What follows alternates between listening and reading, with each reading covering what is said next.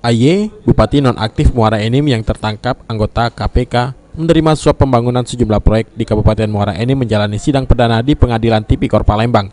Terdakwa dalam sidang ini mendengarkan isi dakwaan Jaksa Penuntut Umum KPK, di mana dalam dakwaan tersebut terdakwa menerima suap 10% dengan nilai 20 miliar dari 16 proyek pembangunan jalan di Kabupaten Muara Enim senilai 130 miliar.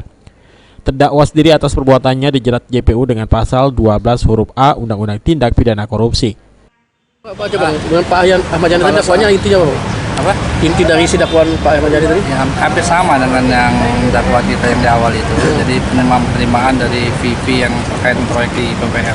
Pasal yang diterapkan Bang dari pasal 12 huruf A dan atau keduanya pasal pas. Dua-duanya sama pasalnya. Sama. Ancaman itu berapa Bang? Namanya yang 12 huruf A itu 20 tahun. 20 tahun.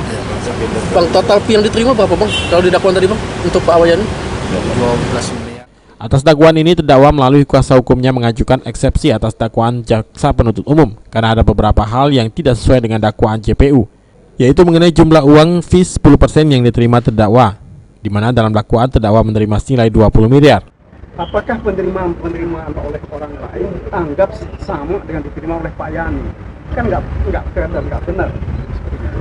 Kemudian yang kedua, di dalam hal penerimaan para penerima uang ini, ada yang sudah disebut dalam perkaranya Pak Yani sebagai kawan peserta, yaitu bersama-sama dengan Pak Yani.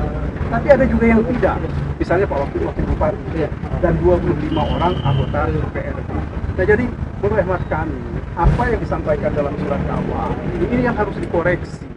Selanjutnya majelis hakim yang diketuai Hakim Erma Suwarti menutup sidang dan akan dilanjutkan pada tanggal 7 Januari dengan agenda eksepsi terdakwa. Aji Delia, PAL TV.